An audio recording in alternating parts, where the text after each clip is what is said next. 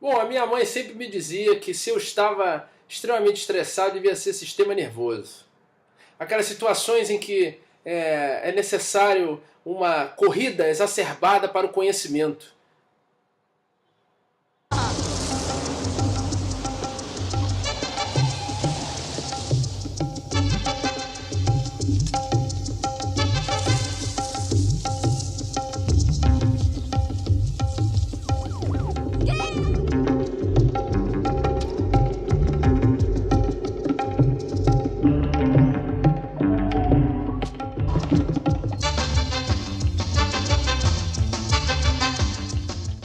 Eu sei, a piada pode até ter sido ruim, mas o filme era muito bom. Então é sobre isso que a gente vai conversar hoje, o efeito da adrenalina, da noradrenalina, da dopamina, as principais drogas simpático-miméticas, tá? E isso a gente vai ver, quer dizer, a exacerbação do sistema, a subdivisão simpática do sistema nervoso autônomo. Né? Então eu sou o professor Pedro, esse é o Conexão em Ciência de hoje.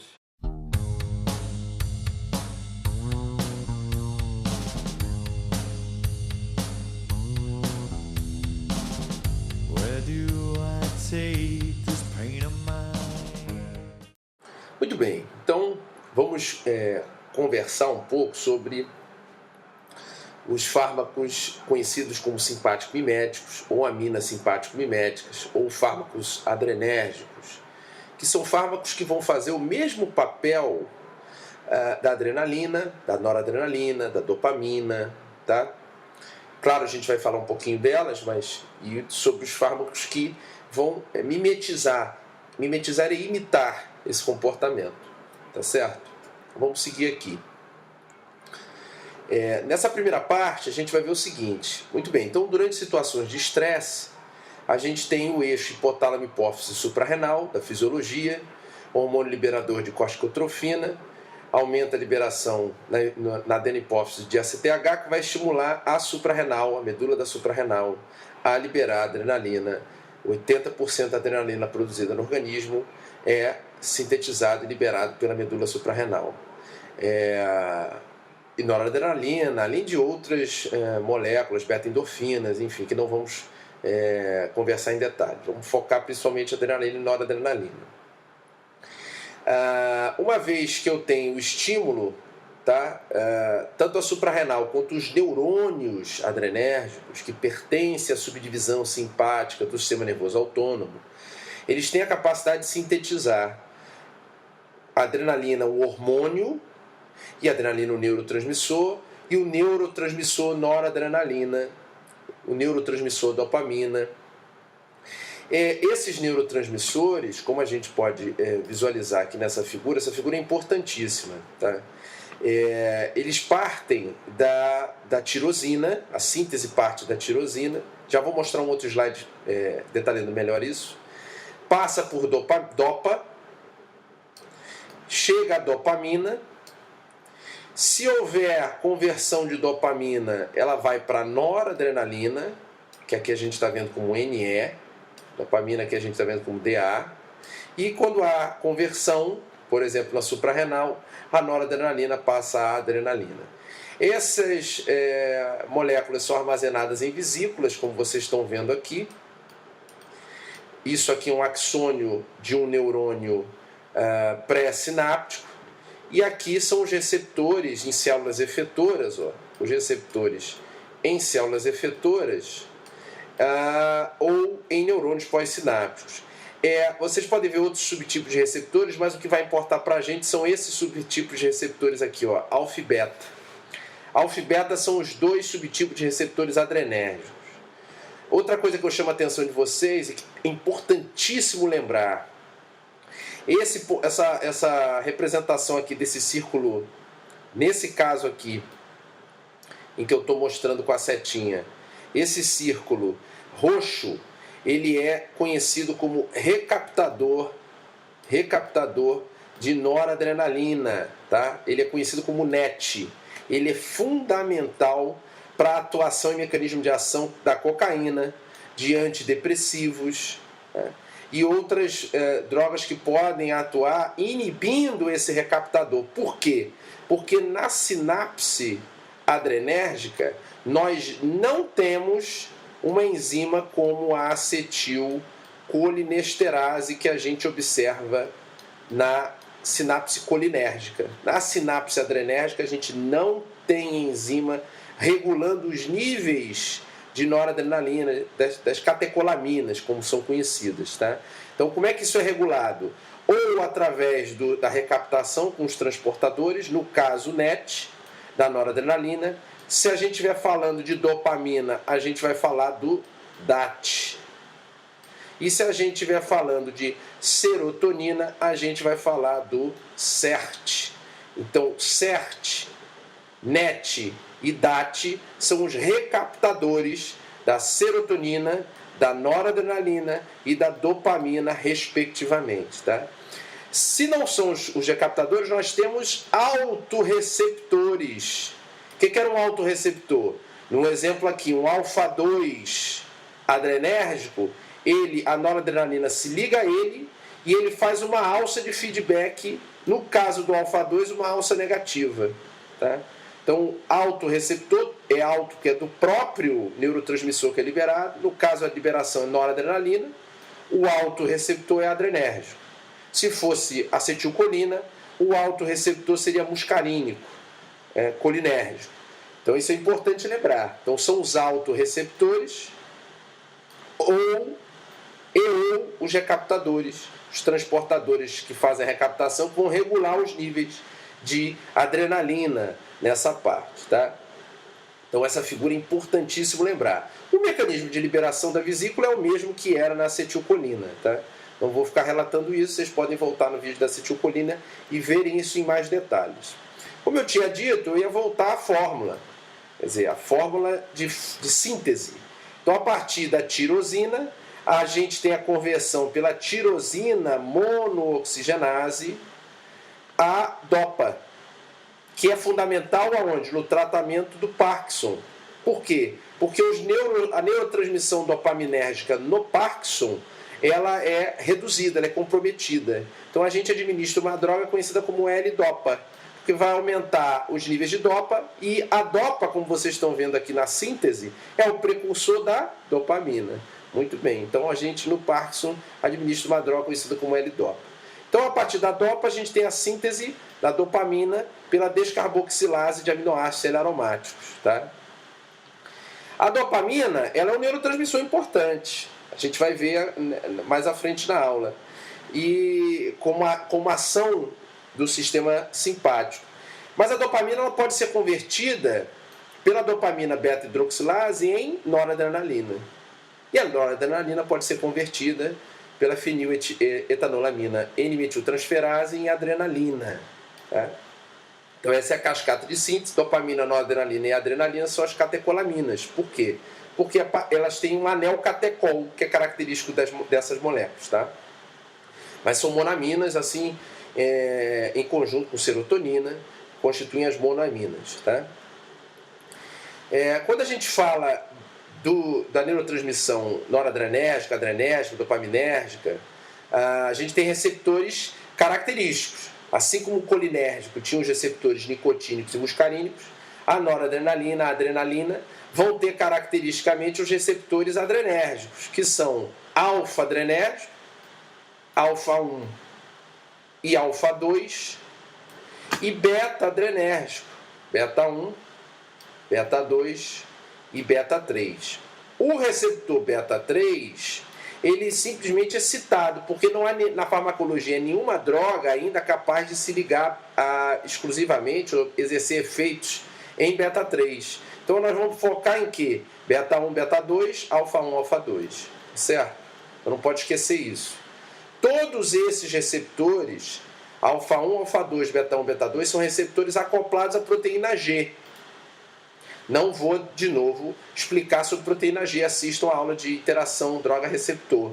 Mas alfa-1, ele é linkado à proteína GQ, como vocês podem observar, a subunidade alfa-Q. E essa via da GQ tem como segundo mensageiro o inositol 3-fosfato e o diacilglicerol, o DAG e o IP3, com a entrada de cálcio na célula e, a partir disso, as sinalizações que vão ocorrer a partir dessa via. Os receptores beta 1 e beta 2, eles têm a via estimulatória, só que a GS, a proteína GS, solubilidade S, estimula a adenilato ciclase, aumenta a MP ciclo, e aí nós temos a via do segundo mensageiro do MP ciclo. E o que é o único receptor que tem a via inibitória é a alfa 2. Tá? Alfa 2, que a gente viu que pode atuar como segundo um autorreceptor, ele tem uma via inibitória GI. Tá? Então ele inibe a adenilato ciclase e inibe a produção de AMP ciclo. Certo? Não pode esquecer isso. Vamos seguir. Aqui um efeito característico de beta 1 e beta 2, tá? Com via de estímulo a MP ciclo, e aqui uma resposta colinérgica. Né? Não vou entrar em detalhes aonde isso aqui vai acontecer, mas isso, por exemplo, pode acontecer no coração, tá? Com efeito cronotrópico, dromotrópico e inotrópico. Cronotrópico, aumento da frequência; dromotrópico, aumento a condução elétrica, a velocidade de condução elétrica; e inotrópico, aumenta a força de contração, tá certo? Mas não vamos entrar em detalhes dessa via. O receptor alfa 1, ele tem agonistas, e quando a gente fala nos agonistas, o que é importante a gente citar? A adrenalina é promíscua, ou seja, a adrenalina ela se liga em alfa 1, alfa 2, beta 1, beta 2. A noradrenalina, ela não se liga a beta 2, ou melhor, ela tem baixa afinidade por beta 2. Ela até se liga, mas tem baixa afinidade e exerce pouco efeito. E o isoproterenol é uma droga que é agonista beta. Ela tem excelência em se ligar a receptores beta muito mais do que a atuação em alfa. Tá? Com relação aos antagonistas, eu só estou aqui dando um en passant, mas a gente vai ver isso na próxima aula. Tá? Prazosina, terazosina são antagonistas seletivos alfa 1. Quais são os efeitos que a gente não pode esquecer de alfa 1? No músculo liso vascular, alfa 1, contração do músculo liso vascular, aumenta a resistência vascular periférica. Aumentando a resistência vascular periférica, eu aumento a pressão arterial. Tá certo? Débito cardíaco por resistência vascular. No músculo liso geniturinário, vai ser importantíssimo para a contração do músculo liso geniturinário, e é importante, os antagonistas alfa 1 são importantes no tratamento de hiperplasia prostática benigna. Isso também vai ser importante. No fígado, por alfa 1, eu tenho tanto glicogenólise quanto gliconeogênese, que eu tenho liberação de glicose, das reservas de glicose do fígado. No músculo liso intestinal, relaxamento do músculo liso intestinal. Tá? Diferente da acetilcolina, é só a gente lembrar. E no coração, aumenta a força contrátil e pode ocasionar arritmias. Esse aumento da força contrátil é inferior quando eu comparo com o efeito em beta 1, adrenérgico. Tá? Então esse aumento da força contrátil é inferior quando eu comparo com beta 1 adrenérgico, que é muito mais marcante. Tá? O alfa 2 é importante pelo seguinte: alfa 2 ele pode ser um autorreceptor, como a gente viu, e controlar por feedback negativo a liberação do neurotransmissor, mas alfa 2 também é encontrado nas células beta do pâncreas, e isso reduz a secreção de insulina, o que favorece, a gente vai ver por beta, a liberação de glucagon, então libera mais glicose, o que é importante, por exemplo, se a gente pensar numa atividade física. Tá? Por beta 2, a gente aumenta a vasodilatação muscular na região do músculo, aumenta a contração muscular, esquelética, aumenta a captação de glicose, então mais energia para o músculo e melhor trabalho muscular, e reduz a insulina. Alfa 2 é característico em plaquetas e vai aumentar a agregação plaquetária. Isso é importante também. Alfa 2 nas plaquetas aumenta, quando ativada, a agregação de plaquetas. Terminações nervosas, como a gente viu, é os autorreceptores. Reduz a liberação, tá? A alça de feedback. E no músculo liso vascular, em algumas regiões, alfa 2 faz contração. Tá? Em algumas regiões, alguns vasos, o alfa 2 pode produzir contração. Beta 1. Beta 1 é muito fácil a gente lembrar. É só a gente pensar naquela canção: coração, diz pra mim o que a adrenalina faz em beta 1. aumenta a força e a frequência de contração. E no rim aumenta a produção de renina. Muito bem, lembraram da música? Então vocês já sabem que por beta 1 eu tenho o efeito no coração com o aumento da força e a frequência de contração, quer dizer, crono e ionotropismo e dromotropismo, aumenta a velocidade de condução pelo nó ato ventricular. E na célula justaglomerular, no rim, eu aumento a secreção de renina. Então lembrando da música. Coração, diz para mim o que a adrenalina faz em beta 1. Aumenta a força e a frequência de contração. E no rim aumenta a secreção de renina. Isso é importante, a secreção de renina, para aumentar a produção de aldosterona, aumentar a recaptação, a reabsorção de sódio e água, concentrar a urina e aumentar a pressão arterial. Isso a gente vai ver como efeito quando houver hipotensão. Aumentar o trabalho cardiovascular, pode ser por baroreceptores, e aumentar no rim a produção de renina com a reabsorção de sódio e água, aumentando a pressão arterial. Tá? Beta 2 é importante quando a gente trabalhar, como a gente viu na aula de respiratória, quando a gente trabalhar com asma e doença pulmonar obstrutiva crônica, porque beta 2 no músculo liso, por exemplo, brônquico, por beta 2 eu faço relaxamento. No músculo liso vascular, relaxamento. Gastrointestinal, relaxamento. Geniturinário, relaxamento. Então, a ação em beta 2 é de relaxamento. No músculo liso esquelético, a captação, a glicogenólise e a captação de potássio é aumentada. E do fígado, potencializa aquela ação de glicogenólise e gliconeogênese que a gente viu por alfa 1. Tá certo? Beta 3, como eu tinha dito, não tem nenhum fármaco que atue em beta 3, tá? Comercializado. Ele é importante porque é sensacional, porque caso a gente consiga uma droga que atue em beta 3 é rico no tecido adiposo em beta 3, então provoca lipólise. Tá? Provocando a lipólise por aumento do MP cíclico, aumenta a atuação da lipase, hidrolisa triacilglicerose e aumenta a liberação de ácido graxo e glicerol. Então seria um brilhante aspecto, um fármaco que atuasse em beta 3 resolveria todos os problemas dos mais gordinhos e daqueles mais... aqueles que têm necessidade de perder a barriguinha e perder os quilinhos a mais, não é verdade? Então seria ótimo isso. Mas não temos nenhum fármaco ainda atuando sobre ele. Com relação à dopamina, nós temos 5 subtipos de receptores dopaminérgicos. D1, D2, D3, D4 e D5. Nesse estudo inicial, nós vamos focar praticamente em D1 e D2, tá? Os efeitos da dopamina em D1 e D2, que é, principalmente em D1, o relaxamento do músculo liso vascular. Então faz vasodilatação, ok? E por D2, inibe a adenilatociclase, abrindo o canal de potássio, quer dizer, hiperpolarizando a célula, tá? Não podemos esquecer, agonistas adrenérgicos. Nós temos 3 subtipos de agonistas adrenérgicos. O primeiro subtipo são os a ação direta. Isso significa o quê? Adrenalina, dobutamina, metaproterenol, noradrenalina, terbutalina. Todas essas drogas, elas atuam se ligando ao receptor, produzindo o efeito. Tá? Mas nós temos também o de ação indireta. O que são os de ação indireta?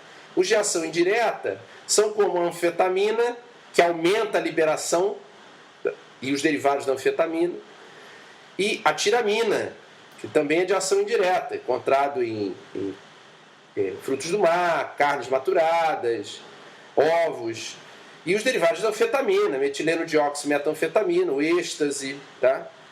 A metanfetamina, quer dizer, o metilfenidato, esses derivados da anfetamina, eles vão provocar a liberação aumentada de catecolaminas, da noradrenalina, adrenalina, dopamina, que estão armazenados, assim como a tiramina. Então são agonistas de ação indireta. Ou eu tenho a cocaína e os antidepressivos tricíclicos, por exemplo, que inibem a recaptação de catecolaminas já liberadas. Por quê? Inibem o NET, que é o recaptador das catecolaminas. E nós temos ainda os de ação mista e indireta, tá? que é a efedrina e os derivados de efedrina, pseudoefedrina, que são de ação mista. Podem atuar tanto nos receptores quanto inibindo a recaptação ou aumentando a liberação das catecolaminas. Isso ficou claro? Muito bem.